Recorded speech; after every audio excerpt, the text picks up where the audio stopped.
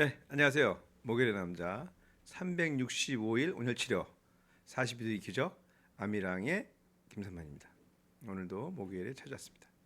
사실은 저 이제 PD님 촬영 문제라든지 그리고 또 하나는 환자가 좀 늘었습니다. 저희가 그래가지고 사실 정확히 목요일 7시에 맞추기가 좀 어려운 상황들이 많아서 녹화 방송입니다. 녹화 방송인데 그 방영 시간은 그 라이브 방송 시간에 맞춰서 하기 때문에 이제 그렇게 그냥 라방이라고 이름을 바꾸지는 않았습니다. 솔직하게 합니다. 귀찮아서 그런 게 아니라 그 환자들도 저녁 시간에 회진 돌고 하거든요. 그러다 보니까 조금 시간에 맞춰서 방송을 라이브 방송하기가 좀 어려워서 녹화로 이제 한 2주에 한 번씩 2개씩 찍어서 이렇게 올려드리고 있습니다. 이 점 양해해 주시길 바랍니다. 아메랑이 이제 많이 암 환자분들한테 많이 알려지고 그다음에 치료에 대한 전문성을 인정받아서인지 몰라도 많은 분들이 찾아주시고 또 우리 오신 환자분 중에서는 제 라이브 방송을 들어야지 주무시는 분이 있을 정도까지 팬이 되신 분도 있습니다. 김순땡님이라고 제가 또 좋아하는 환자분이세요. 그래서 이 자리를 빌어서 감사드리고 그다음에 좋은 결과들 물론 안타까운 결과도 있지만 어쩔 수 없이 암이기 때문에 좋은 결과들이 많이 나타나고 있습니다. 그런 부분에 대해서도 하나하나 제가 이제 잘 살펴서 좀 더 좋은 결과를 있기를 노력할 거고요. 지금 현재 있는 그런 그 치료라든지 그 성과에 만족하지 않고 좀 더 환자분들과 더 좋은 결과를 볼 수 있도록 노력할 거고요. 그다음에 무엇보다도 암 치료도 중요하지만 그런 마음, 삶의 질 등등 이런 것들이 더 중요할 수 있습니다. 이렇게 해보니까 그래서 어떤 환자분들이 사지가 꺾이지 않게 하는 그런 것들을 같이 노력하고 있습니다. 항상 얘기 드리지만 의사들이 환자들의 생명을 알 수가 없습니다. 전혀. 그럴 전혀라는 표현을 합니다. 이것은 우리 김신 박사님하고 같은 의견인데 다음 주에 이제 오십니다. 그래서 내일 오시죠. 이게 녹화 방송이니까 내일 오시는데 또 한번 얘기 들을 겁니다. 환자분들한테 또 좋은 얘기 해주시기로 하셨는데 어쨌거나 마음의 그런 짐이나 이런 거 다 같이 해드릴 테니까 암이랑 같이 한번 열심히 치료에 전념하도록 하겠습니다. 네, 그럼 지난 질문 리뷰하면서 시작하도록 하겠습니다. 네, 네. 여기 지난 질문이죠. 네, 네. 원장님, 제가 난소암인데 골반 뼈에 전이가 되어 림프 부종이 생겼습니다. 현재 키투르다, 키투르다는 면역 항암제 대표적인 약제 중에 하나죠. 키투르다를 사용 중이고 하시고 계신 겁니다. 그리고 서해부 쪽 전이가 있는 상태에서 림프 부종 관리를 할 수 있나요? 또 뼈 전이에 어떤 게 도움이 될 거라는 그런 질문을 지난주에 해주셨습니다. 자, 그래서 조금 몇 개 슬라이드 만들어서 갖고 왔습니다. 같이 보도록 하겠습니다.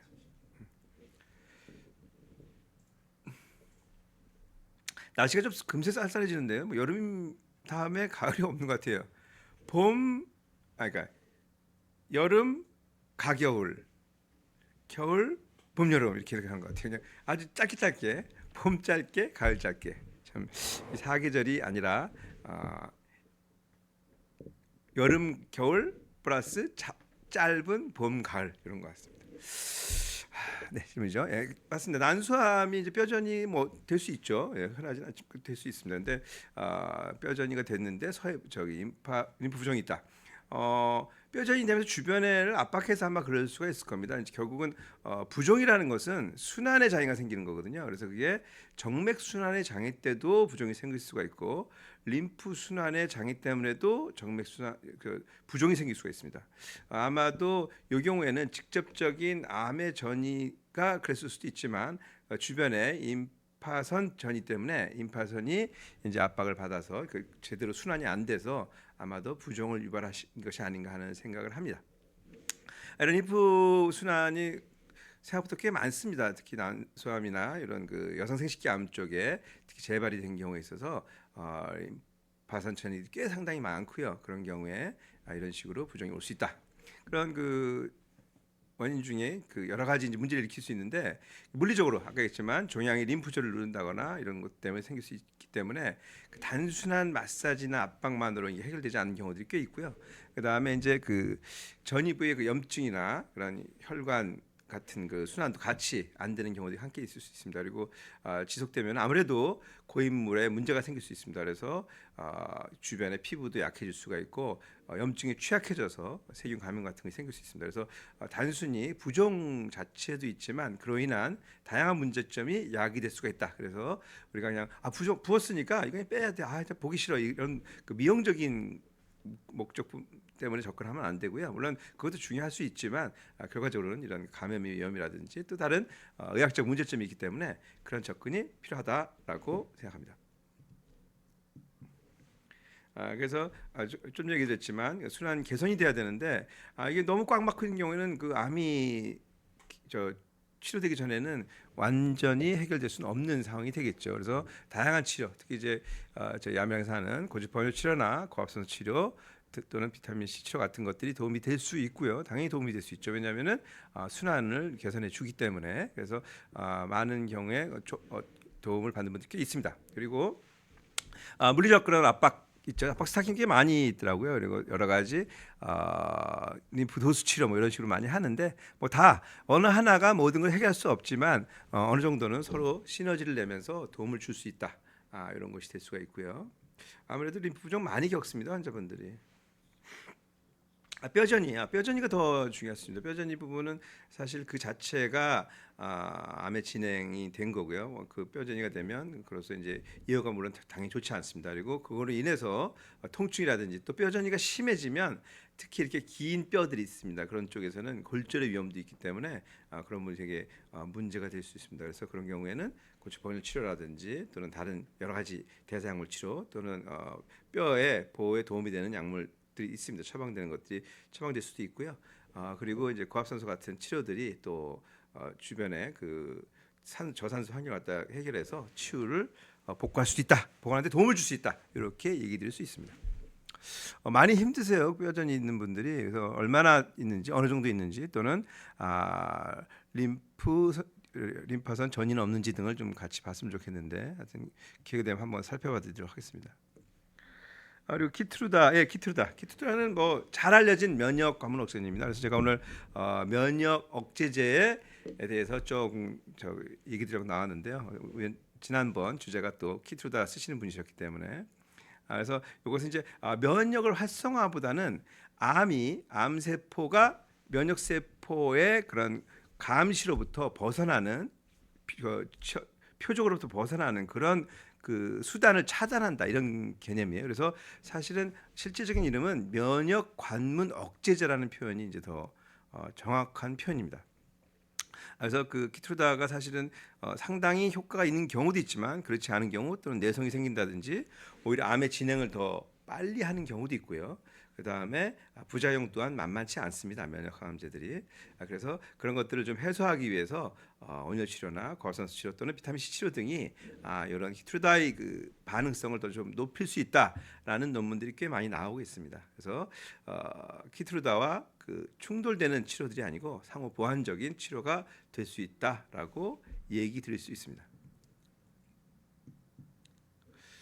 네, 여기 보면 제가 그 차도 오늘 오면서 구글에 찾아봤어요. AI는 약간 여기는 AI 내용이 많네요. 키트루다와 하이퍼사미아기 온열 치료라는 뜻이거든요. 그랬더니 AI에서 이게 영어로 이제 해석을 하면 온열 치료는 키트루다의 항종양 효과를 향상시킬 수 있다 하고서 밑에 쭉 논문들이 나옵니다. 그래서 그만큼 면역 치료제 회사들이 그 온열 치료가 좋아서 이렇게 막 연구한다기보다는 그들의 어떤 맹점, 즉 효과 있는 경우가 좀 많지 않고 물론 뭐 2-3% 될 수 있지만 많지 않고 또 하나는 그 내성이 잘 생긴다든지 또는 일부 환자의 경우는 더 빨리 암이 진행되거든요. 이런 것들을 어떻게 보완하기 위해서 다양한 치료 방법들을 찾고 있던 중에 고주파 온열 치료도 그 중에 하나로서 연구가 되고 있다. 그리고 고무적인 효과들이 나타나고 있다라고 볼 수 있습니다.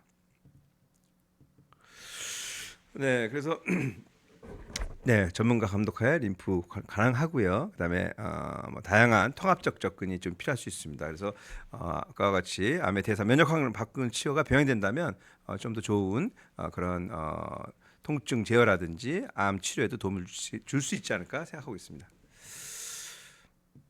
네, 그래서 지난주 질문 뼈전이 환자 또 키트루다 사용 중이었고 그 다음에 그 부종 림프 부종 또 뼈전이로 인한 통증 간단히 얘기 드렸고요.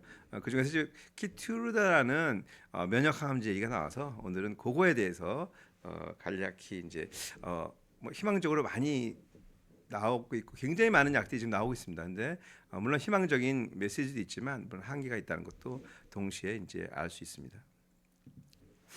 면역이 암을 이긴다. 우리 몸에 스스로 암을 감시하는 시스템이 바로 면역이죠. 면역은 바이러스, 뭐 세균, 뭐 다 관계되고요. 무엇보다도 저희 그 암에 있어서는 그 암은 우리 세포였어요 원래. 근데 이게 변심을 해서 이제 국가를 전복하는 그런 식의 그런 조직을 만들듯이 그런 식으로 바뀌는 것이죠. 그래서 항상 피해 다닙니다. 그래서 이걸 어떻게 이제 우리가 감시를 피하지 못하게 할 것이냐. 이것이 바로 면역 항암제가 이제 만들어진 계기가 되겠죠.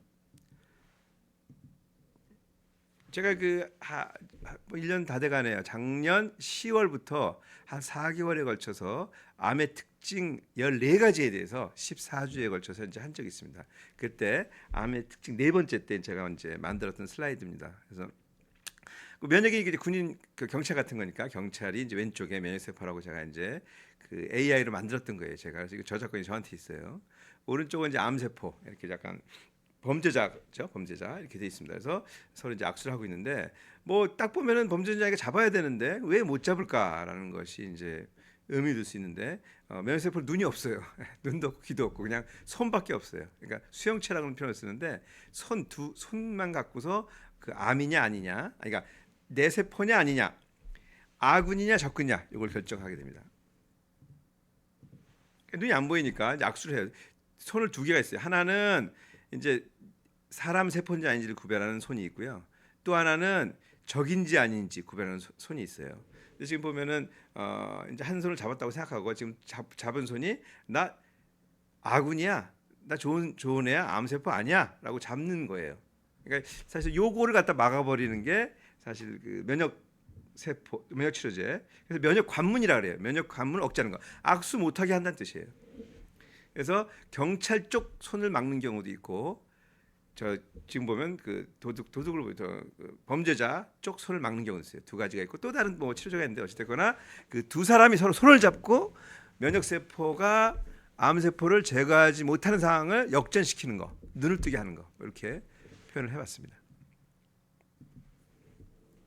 사실 면역 항암제는 역사가 한 15년 정도 올라갑니다. 그래서 그 미국에서 이제 처음 흑색종은 피부에 생기는 악성 종양인데요. 그것이 연구하기가 제일 좀 쉽거든요. 나머지 암들은 좀 안쪽에 있고 고형암이고 변수도 많은데 흑색종이 눈에도 보이고 하니까 치료하기가 상당히, 그러니까 연구하기가 상당히 좋은, 처음에 연구하기 좋은 약입니다. 좋은 암종입니다. 그래서 미국에서 이필리무맙이라는 이제 맙자가 들어가면 모노크로날, 하나에 대해서 항체가 있는다는 뜻이에요. 그걸 만들어낸 거예요. 그래서 흑색종에 처음 승인됐다. 그 이후에 다양한 아까 경찰 쪽 손을 막는 면역 항암제도 나오고, 그 다음에 범죄자 쪽 손을 막는 면역 항암제도 나오고, 이렇게 되면서 뭐 다양한 암종에 확대되고 있습니다. 꽤 많은 시장이 열리고 있고요. 그래서 이제 기존 항암제는 좀 빨리 자라는 그런 세포들을 죽입니다. 그래서 암세포를 직접 공격해서 죽이죠. 왜? 암세포 빨리 자라니까. 그러다 보니까 우리 몸에서 빨리 자라는 곳들도 같이 영향을 받습니다. 그 중에서 뭐 쉽게는 머리가 빨리 자라잖아요. 머리가 빠진다든지, 그 다음에 구역구토가 있다든지, 그리고 이제 백혈구 감소. 뭐 백혈뿐만이 아니라 혈소판이라든지 또는 헤모글로빈, 산소 공급하는 헤모글로빈도 줄어듭니다. 그래서 조혈기능은 어마어마하게 빨리 분열하거든요. 거의 암세포 이상 수준으로 분열하는데 그런 것들이 같이 영향을 받습니다. 그래서 빨리 자라는 것을 죽이는 것이 기존의 이제 세포 독성, 물론 이제 표적 항암제가 좀 다른 종류도 있지만 어쨌든 두 종류만 비교한다면 기존의 항암제, 굉장히 오랜 기간 사용했던 항암제들은 직접 빨리 자라는 세포들을 죽이는데 그 중에 암세포가 있으니까 암세포를 직접 공격하게 되고, 그로 인해서 부작용도 이제 다양한 부작용이 나타납니다. 반면에 면역 항암제는 제가 좀 전에 보여드렸듯이 그 면역 관문, 그러니까 경찰 역할을 하는 면역 세포가 가서 암 세포를 검문하는데 암세포가 그 검문시에 손을 내밀어서 악수하는 것을 못하게 하는 거. 그 악수를 면역 관문이라 그러고요. 악수를 못하게 하니까 면역 관문 억제제가 됩니다. 양쪽 다 막을 수 있다 그랬죠. 그래서 하고 그거에 대해서 이제 면역 세포를 그러니까 악수를 못하니까 면역 세포 여기서 활성화라는 것은 걔를 나쁜 놈으로 인지하고 죽인다는 뜻이에요. 그러니까 면역 세포 활성화가 면역 세포가 막 늘어나고 이런 게 아니라 이 면역 세포가 암세포가 악수하는 것을 막는 면역 항암제를 썼기 때문에 면역감 억제를 썼기 때문에 그로 인해서 이놈이 암이구나 하고 죽이는 거죠. 그리고 치료가 조금 더 오랫동안 지속되는 양상이 있습니다. 이제 그럼에도 불구하고 그 부작용이 있습니다. 그래서 결과적으로는 면역을 건드렸기 때문에 내면역도 건드릴 수가 있어요. 그래서 꽤 흔하게 피부적인 그 문제점들 그리고 뭐 더 심하게는 이제 간이나 폐나 갑상선 같은데 자가면역성 염증을 유발할 수 있습니다. 그래서 그렇게 되면은 경우에 따라서는 그것 때문에 면역 항암제를 쓰지 못하는 경우가 왕왕 있다라는 거 아시면 됩니다. 부작용도 있고 또 치명적인 부작용도 생길 수 있다. 그것이 면역 항암제의 또 맹점이죠. 그래서 우리 몸의 그 면역 브레이크, 정상 세포는 필요할 때만 활성화되고 나머지 시간은 브레이크가 걸려 있어야 돼. 그 브레이크가 아까 그런 면역 관문이에요. 항상 공격하면 우리 몸을 계속 공격할 거 아니에요, 그죠? 근데 암 세포도 이거를 이용해서 브레이크, 악수를 해버리는 거예요. 악수를 하는 거죠. 근데 이 면역 항암제, 아까 키트루다죠. 키트루다 같은 것들이 브레이크를 해제해서, 그러니까 막아서 면역 세포가 다시 암 세포가 악수하지 못하게 있기 때문에 공격하는 것이죠. 그래서 이것이 면역 치료제의 원리가 됩니다. 그래서 뭐 그 면역 항암제 요새 너무 많이 써요. 저희 거의 일체약제를 많이 쓰는 것 같습니다. 특히 키트로다는 워낙 오래된 약이고요. 뭐 옵디보도 그렇고 임핀지, 담도암에서 뭐 일체약제로 거의 이제 잼심이라 그래서 세포 독성 2가지하고 또 임핀지라는 약제를 쓰기도 하는데 상당히 많이 일체약제로 들어왔다. 그만큼 효과면에서 이제 어느 정도는 인정을 받고 있고 또 모르겠습니다. 다양한 로비도 하지 않았나 생각이 들긴 하는데 하여튼 그거는 뭐 제가 알 수 있는 영역은 아니고요.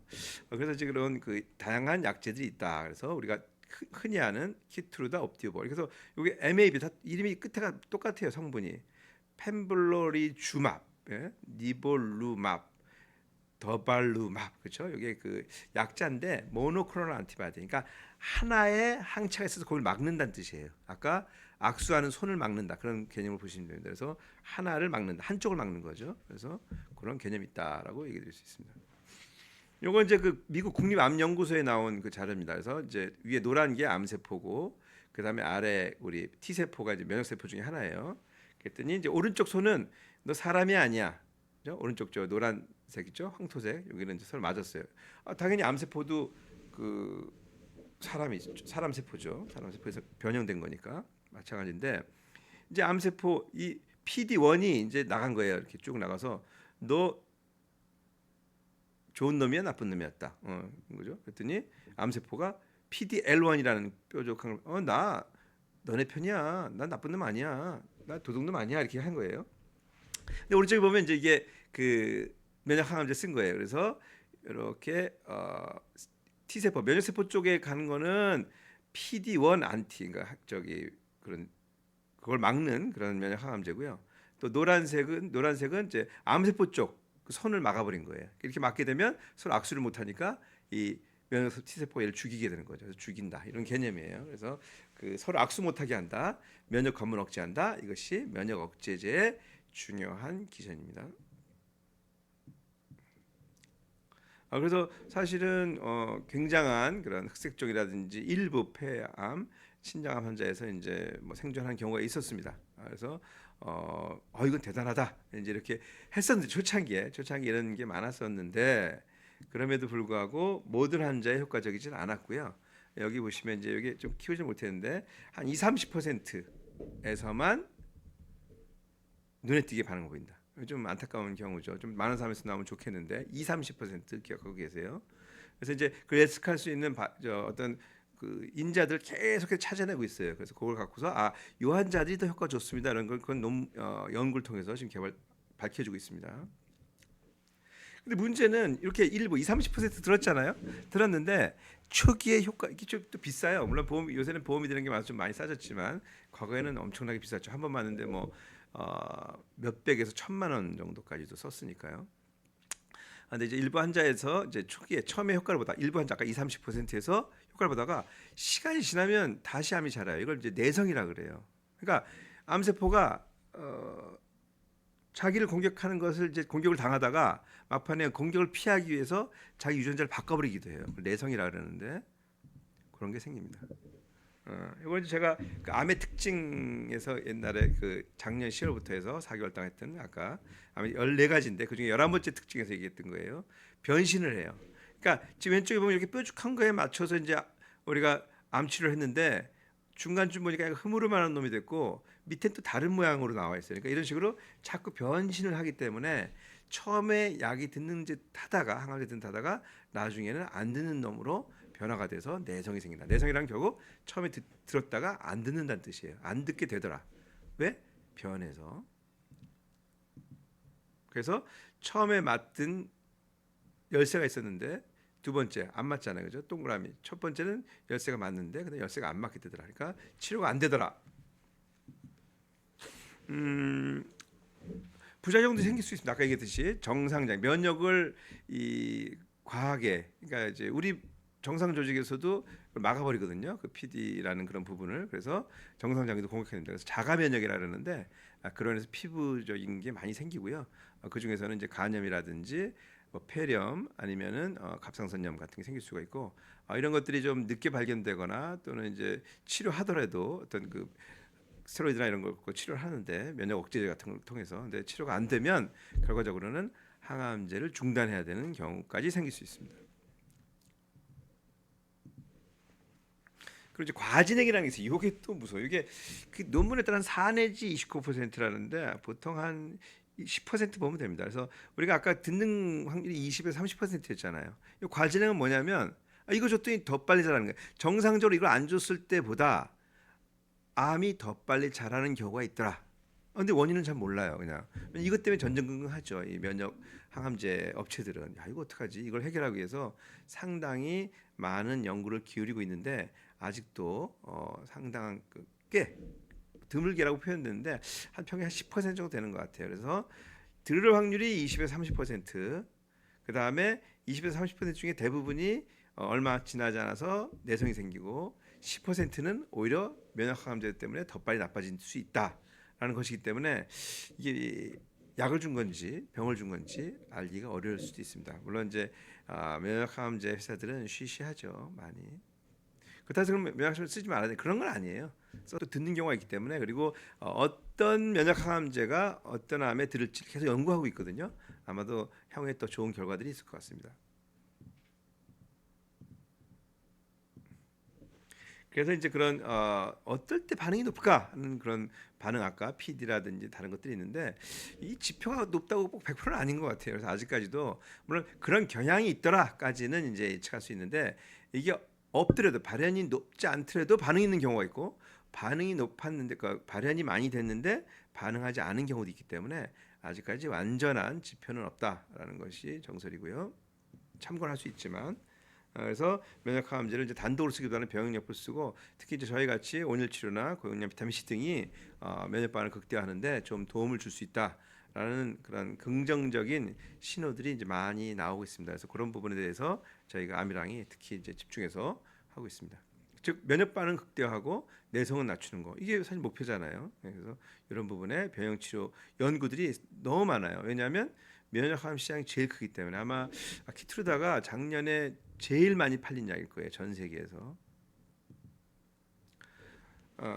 면역치료 중에서도 다양한 그 문제점이 생길 수 있습니다. 그래서 부작용들이 생길 수 있잖아요. 뭐 피부 발진이 심하다든지 또는 뭐 피곤하다든지 뭐 이런 것들이 올 수 있는데 그런 경우에는 이제 의료진 알려야 되고 뭐 당연히 그 병원에서 검사 다 하세요. 갑상선 기능, 간 수치, 폐염증 모니터링 하고 있고요. 그런 식으로 이제 관리하고 있다. 그래서 이제 결론적으로 얘기하면 면역항암제는 기적의 약이라고 생각했었는데 반드시 기적약 모든 암 환자를 고치는 약은 아니고요. 또 모든 환자에게 쓸 수 있는 약도 아니고 기회를 줄 수 있는 약이다. 이렇게 표현한 것이 맞을 수 있고요. 일부 환자에서는 생존곡소를 완전히 바꿔놓는 약입니다. 근데 평균적으로 봤을 때는 그렇지는 않더라라는 것입니다. 그래서 앞으로 가장 큰 관점은 뭐냐면 면역 항암제가 어떤 환자 잘 될 건지, 물론 기존에 여러 가지 지표들이 있지만 또 다른 더 잘 맞는 지표들이 있는지 계속 연구 중에 있습니다. 더 좋은 그 지표들이 나와서 해당 환자가 이런 다양한 면역 항암제에 달되는 그런 날이 올 수 있기를 바랍니다. 키틀다 아까 저 오기 전에 한번 검색해봤는데 세계에서 가장 많이 팔려. 예, 그렇죠? 42조 여기 42조, 42, 3조 팔린 거예요. 어마어마한 거죠. 이게 우리나라 예산이 얼마인지 모르겠는데 예, 어마어마합니다. 그래서 뭐 이렇기 때문에 공격적으로 또 마케팅도 하고 그럽니다. 그래서 상당히 참 특이한 경우도 많이 봤어요. 독점일 때는 이제 굉장히 고가를 받지만 그렇지 않을 때는 이제 각도 좀 깎아주고 회사에서 약값의 일부도 뭐 대주기도 하고 뭐 이런 식으로 영업 행위들을 많이 하고 있는 것 같습니다. 네, 그래서 다양한 그런 치료들을 통해서 면역 항암 치료의 효과를 극대화시키는 것들이 필요한데 다행히도 온열 치료나 고용량 비타민 C 치료 같은 것들이 이런 면역 치료제와 궁합이 좀 맞는 연구들이 속속 나오고 있고 실질적으로 저희 암이랑에서도 많이 경험하고 있습니다. 그래서 면역 항암제 하는 분들은 제가 적극적으로 온열 집중 치료 그리고 비타민 C 치료 등을 같이 하고 있어서 특히 처음부터 치료하는 경우는 제가 효과를 더 많이 보는 것 같아요. 그러니까 중간에 환자 상태가 너무 나빠져서 그냥 하다 안 돼서 오신 경우는 조금 효과가 좀 덜했는데 처음부터 저랑 같이 하는 경우에 있어서는 상당히 효과적으로 반응하다. 환자 상태도 좋았었고 그다음에 처음에 이 면역 항암제가 내성이 생기기 전에 공격을 해서 암세포를 사멸하는데 도움을 줬고 또 그 암이라는 치료 자체도 또 암 치료의 효과가 같이 있었기 때문에 더 좋은 결과가 났고 있지 않나 생각합니다. 그래서 향후에 자료가 많이 쌓이면은 제가 그걸 다 모아서 한번 처음부터 암이랑에서 같이 했던 분들 또는 중간에 이것 여기저기 하다가 안 돼서 오신 분들과 좀 한번 비교해 보고 싶은 그런 생각도 있습니다. 그래서 암이랑의 생각 맨날 마음에 생각만 하는 게 아니라 열심히 해야 됩니다. 그래서 면역 치료제는 아까도 얘기 드렸지만 굉장히 의미 있는 치료 방법 중에 하나입니다. 하지만 그 치료의 그런 성과라든지 또 부작용도 만만치 않고 경우에 따라서는 오히려 암 성장을 촉진할 수 있다는 그런 가능성도 있기 때문에 조심스럽게 또 그 약제가 잘 들을 수 있도록 효과는 발휘하고 부작용은 적을 수 있도록 하는 그런 병행 치료가 반드시 필요할 거로 생각됩니다. 그래서 그런 면에서는 암이랑 같은 그 온열 치료, 비타민 C 치료 또는 갑살 치료 등 적극적으로 치료를 같이 하는 것들이 충분히 면역 치료를 받는 환자들의 성공 가능성을 높이고 내성 가능성을 줄여줄 수 있지 않을까 하는 그런 조심스러운 전망을 해봅니다. 오늘 또 많이 또 면역 항암제에 대해서 얘기를 좀 드렸는데요. 물론 뭐 전문적으로 의학 수준까지 얘기를 드릴 수는 없지만 그래도 너무도 많은 분들이 그 면역 항암제를 하고 계셔서 제가 그 지난주에 질문 나온 김에 키투라를 중심으로 해서 몇 마디 해드렸습니다. 네, 오늘도 또 이제 면역 항암제에 대한 그런 그 기대와 또 앞으로 이제 우려 같은 것도 좀 같이 살펴봤습니다. 네, 그럼 오늘 질문 하나 또 보고 오늘 시간 마무리하도록 하겠습니다. 원장님 안녕하세요. 반갑습니다. 저는 유방암 초기 암 크기 0.7cm입니다. 질문이 두 개시네요. 질문 있습니다. 방사선 치료 같습니다. 짧게 치료하는데 그래도 고압산소 치료 받아야 하나요? 라는 질문가요. 폐경 전이라 호르몬제 먹을 것 같은데 부작용 많다고 하는데 부작용 예방법 알려주시면 감사하겠습니다. 뭐 굉장히 많은 분들이 이런 치료를 받는데요. 뭐 유방암 사실은 그 조직 검사 결과에 따라서 아마 호르몬제 드시는 거 보니까 호르몬 양성 암 환자신 것 같고요. 수술을 하셨는지 안 하셨는지 모르겠네요. 방사선 치료 짧게 수술을 하시지 않을까. 근데 아주 그 병기가 좋으면 수술만으로 끝내기도 하고 하는데 뭐 임파선에 전이가 있다든지 조직형에 따라서 방사선 치료를 같이 하기도 합니다. 방사선 치료가 그런 해당되는 경우에 있어서는 재발이나 전이 확률을 줄인다고 당연히 알려져 있기 때문에 만약에 필요한 상황이라면 하시는 것이 맞고요. 고압산소 치료는 같이 해도 되고 좀 지나서 해도 됩니다. 사실은 방사선 치료할 때는 동시 치료로는 온열 치료가 훨씬 더 근거가 많습니다. 그래서 저는 방사선 치료할 때는 온열 치료를 적극적으로 같이 해라. 같은 날 하는 것을 권합니다. 그래서 뭐 10번 하든 20번 하든 30번 하든 같은 날 같이 하는 것이 방사선 치료 효과도 올려주고 부작용 줄이는 거 생각이 되고요. 뭐 여러 개 된다면 고압산소 치료 같이 해도 되는데 너무 여러 개 중첩해야 되니까 그리고 나서 이제 고압산소 치료에 대해서는 이제 또 생각해 볼 여지가 있습니다. 물론 이제 고압산소 치료 안 하는 경우에 있어서는 고압산소 치료를 적극적으로 하는 것도 어떤 고압산소 치료에 그 하지 않아야 될 적응증이 아닌 경우를 제외하고는 뭐 귀 쪽에 아주 심각한 문제라든지 또는 과거 기형의 문제 이런 것들이 있다면 못하지만 그렇지 않은 경우는 뭐 하는 것도 나쁘지 않지 않나 생각이 듭니다. 호르몬제에 대해서도 이제 부작용이 많은데요. 이것도 한번 다음 시간에 자세히 한번 얘기 드리도록 하겠습니다. 유방암 환자들이 최근에 많이 늘고 있는 것 같습니다. 그래서 특히나 이제 여성분들은 여러 가지 이유로 인해서 많이 걱정을 많이 하시는데 또 제가 아는 지인도 최근에 유방암 진단을 받았습니다. 다행히도 일단은 수술만 해도 된다 그래서 이제 수술을 하고서 다시 보기로 했는데요. 그 전에 제가 그 수술 전후에서 이제 그런 문제를 좀 해결할 수 있는 그런 치료법들도 같이 진행하고 있습니다. 진단 받은 경우 뭐 누가 알고 진단 받겠습니까? 가족력이 있든 없든 암은 누구한테나 올 수 있다고 생각합니다. 너무 걱정들 마시고 정신을 똑바로 차려야지 호랑이 그래서 살아남을 수 있듯이 주변의 도움을 충분히 받고 또 전문가들 그다음에 커뮤니티에 있는 사람들과의 다양한 제대로 된 정보 소통을 통해서 접근한다면 뭐 기수에 상관없이 충분히 암은 극복될 수 있다라고 저는 생각합니다. 네, 오늘도 끝까지 해주셔서 감사합니다. 네, 암이랑의 김선만이었습니다.